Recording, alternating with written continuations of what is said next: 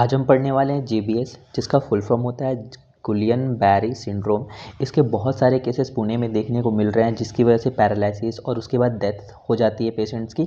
ये क्या होता है, बहुत ही रेयर कंडीशन होता है। इसमें क्या होता है, एक्यूट इन्फेक्शन हो जाता है, डीमाइलिनेशन, जो भी न्यूरॉन्स की माइलिन शीथ लगी होती है न्यूरॉन्स पे, उसका डीमाइलिनेशन हो जाता है। पॉलीन्यूरोपैथी मतलब कि जब का जो भी पेरिफेरल और न्यूरॉन्स है उसका वो डैमेज होने लगता है। और ऑटो इम्यून मतलब कि उसका खुद का जो सेल होता है, अपनी जो सेल होती है उसको डिस्ट्रॉय करने लगती है। मतलब इसका एक एग्जैक्ट डेफिनेशन क्या हो सकता है, it is acute demyelinating polyneuropathy autoimmune syndrome.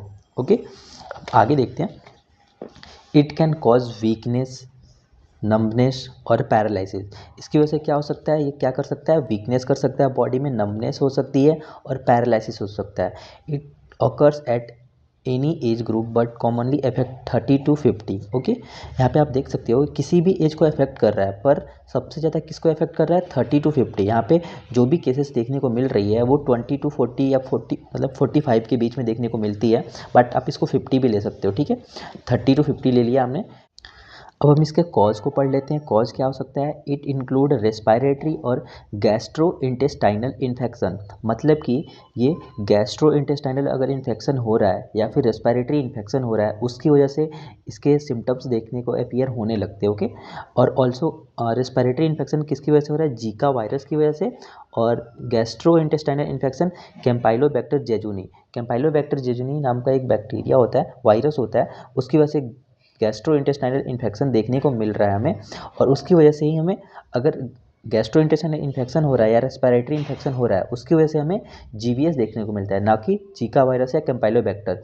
कि इसका कॉज क्या है, कैम्पाइलोबैक्टर जेजुनी की वजह से गैस्ट्रो इंटेस्टाइनल इन्फेक्शन हो रहा है और उसकी वजह से हमें जीबीएस देखने को मिल रहा है। ओके, बट इसका एग्जैक्ट कॉज क्या है, अननोन है। देयर इज, आप देख सकते हो, there is no cure for Guillain Barre syndrome but some treatment option can ease symptom and help to speed recovery. मतलब इसका क्योर है, अभी अननोन है, बट सिम्टम्स को हम लोग रिकवर कर सकते हैं। ओके, अब हम यहाँ पे देख सकते हैं, most people completely recover completely but some can be fatal. Most people इससे रिकवर कर चाह रहे हैं, ठीक है, बट कम, उससे ज़्यादा कुछ है ऐसे पेशेंट जो भी जानलेवा है, उनकी डेथ हो जा रही है। ओके, रिकवरी में take up to several years. इसमें रिकवरी बहुत बहुत सारे साल ले लेंगे। Okay, but most people are able to walk again. बहुत सारे पेशेंट दोबारा से भी चल लेते हैं। इसका इफेक्ट क्या देखने को मिल सकता है, नमनेस, वीकनेस और फटीग। नमनेस, वीकनेस और फटीग, इस पे पेशेंट को क्या देखने को मिलता है, वीकनेस, नमनेस और फटीग। अब हम साइन एंड सिम्टम्स को देख लेते हैं। साइन एंड सिम्टम क्या हो सकता है, जीवीएस अफेक्ट पेरिफेरल नर्व्स। आपने देखा कि पॉली न्यूरोपैथी है तो पेरिफेरल नर्व को डैमेज कर रहा है। ओके, पेरिफेरल नर्व को डैमेज कर रहा है, विच पेरिफेरल नर्व क्या कर रहा है, control muscle movement. Peripheral nerve muscle movement को कंट्रोल करता है, पेन सिग्नल ट्रांसफर करता है, टेम्परेचर को रेगुलेट करता है, टेम्परेचर पता करता है और टच सेंसेशन को भी पता करता है। ओके, पेरिफेरल नर्व का ये काम होता है और उसी का हम डैमेज होने लगता है इसमें। ठीक है, इस वजह से पैरालिसिस और वीकनेस, नमनेस देखने को मिलता है। अब हम देखते हैं, first symptom is include weakness और टिंगलिंग सेंसेशन। और वो क्या होता है, वीकनेस हो जाएगा मसल्स का और टिंगलिंग सेंसेशन आएगा बॉडी में। और रैपिडली ओवर डेज, मतलब कि धीरे धीरे आपका ये डे बाई डे ऊपर की ओर बढ़ते जाता है। धीरे धीरे वीकनेस बढ़ते जाएगा, अपना टिंगलिंग सेंसेशन जो भी आ रहा है बॉडी में वो बढ़ते जाता है। ठीक है, अब आएगा इसमें पेन इन, इसका जो भी यहाँ से सिम्टम है, ये सिम्टम्स दिख रहे हैं आपको, ये है pain in limbs and spine. Spine और लिम्स में पेन देखने को मिलेगा। Paralysis of legs, arm, facial muscles. तो सबसे पहले यहाँ पे लेग्स में पैरालिसिस होती है, उसके बाद आर्म्स पे आएंगे। ठीक है, पूरा आपका बॉडी कवर करेगा। फिर उसके बाद लास्टली आपका फेशियल मसल्स, मतलब पूरे फेस पे, पूरे बॉडी की पैरालिसिस हो जाती है। Okay, chest muscle weakness, chest muscle की वीकनेस होगी जिसकी वजह से ब्रीदिंग डिफिकल्टी होती है। ओके, स्वेलिंग में डिफिकल्ट, स्वेलिंग में दिक्कत होगा, स्पीकिंग डिफिकल्टी होगी। ओके, इम्बैलेंस, क्लमजीनेस, मतलब आपका जो भी कोऑर्डिनेशन है उसमें दिक्कत आएगा, बॉडी बैलेंस करने में, कोऑर्डिनेशन करने में आपको कुछ भी, मतलब बॉडी इम्बैलेंस हो जाएगा। डबल विजन देखने को मिलेगा। ठीक है, inability to move eye, eye movement का जो भी होगा उसमें दिक्कत आएगा। Trouble with bladder control, bladder control में दिक्कत आती है उसकी वजह से। और बॉवेल फंक्शन में भी दिक्कत हो जाता है, bladder control. Okay, rapid heart rate या तो इंक्रीज देखने को मिलेगा, डिक्रीज देखने को मिलेगा। अब यहाँ पे देख सकते हैं, muscle weakness leads to paralysis. जो मसल वीकनेस हो रही थी, ठीक है, day by day rapidly grow कर रहा था वो मसल वीकनेस, उसकी वजह से पैरालिसिस देखने को मिल जाता है, और आप आफ्टर ऑल डेथ भी हो सकती है अगर आप उसको ट्रीट नहीं किए तो। अब हम देख लेते हैं कॉम्प्लिकेशन क्या हो सकती है।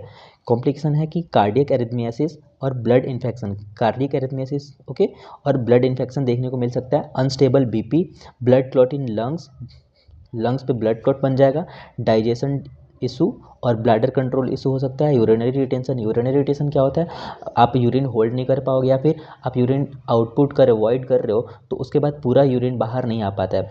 कार्डियक एरिथमियासिस क्या होता है, एबनॉर्मल हार्ट रेट ओके, आपका ऊपर ने हमने पढ़ा था रैपिड हार्ट रेट, वो इसमें कॉम्प्लिकेशन के तो कॉम्प्लिकेशन में भी आ सकता है कार्डियक एरिथमियासिस ओके। अब हम देखते हैं एक नोट है छोटा सा, डायरिया और respiratory infection developing GBS okay, diarrhoea और रेस्पिरेटरी इन्फेक्शन हो रहा है जो भी, डायरिया को हम जीआई इन्फेक्शन बोला था, गैस्ट्रोइंटेस्टाइनल इन्फेक्शन बोला था, ठीक है, जीआई इन्फेक्शन या respiratory infection developing GBS symptoms, GBS के सिम्टम को कौन बढ़ा रहा है, डायरिया या रेस्पिरेटरी इन्फेक्शन, ठीक है, और कैम्पाइलोबैक्टर जेजुनेम बैक्टीरिया की वजह से डायरिया होता है अपना, और मोस्ट कॉमन ट्रिगर तो जीबीएस, ये क्या होता है सबसे ज़्यादा ट्रिगर करता है जीबीएस को।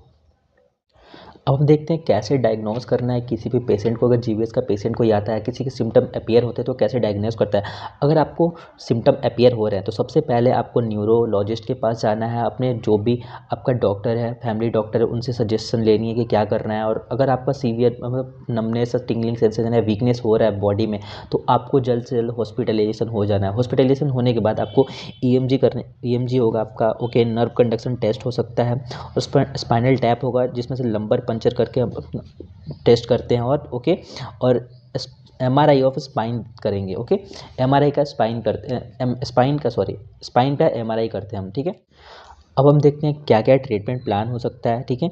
इट नीड्स आईसीयू हॉस्पिटलाइजेशन, इसमें क्या होता है कि सबसे पहले अगर किसी में भी टिंगलिंग सेंसेशन, नमनेस या वीकनेस देखने को मिल रहा है बॉडी में तो सबसे पहले उसको हॉस्पिटलाइज करना है ओके। और आईसीयू का अगर फुल फॉर्म आपको पता है तो आप कमेंट बॉक्स में लिख दो, मैं देखना चाहता हूँ कि कितने लोगों को पता है okay. There is no cure for it but some therapies ऐसी होती है जी सिम्टम्स को हम लोग डिक्रीज कर सकते हैं, यहाँ पे some therapies can decrease the symptom of GBS okay. Respiratory care दे सकते हैं, अगर रेस्पिरेटरी में ब्रीदिंग मतलब रेस्पिरेटरी प्रॉब्लम आ रहा था, डिफिकल्ट हो रही थी, ब्रीदिंग में डिफिकल्टी हो रही थी, ब्रीदिंग मसल्स का केयर करेंगे। May need mechanical ventilation, mechanical ventilation का नीड हो सकता है, उसको मैकेनिकल वेंटिलेशन देंगे ओके। ब्लड क्लॉट को प्रिवेंट करेंगे, ब्लड क्लॉट बन रहा था लंग्स में, और उसके बाद क्या करते हैं प्लाज्मा एक्सचेंज करते हैं, प्लाज्मा एक्सचेंज करेंगे तो मे भी मैक्सिमम चांसेस है कि ये ट्रीटेबल हो जाए, और इंट्रावेनस इम्यूनोग्लोबिन थेरेपी करेंगे ओके।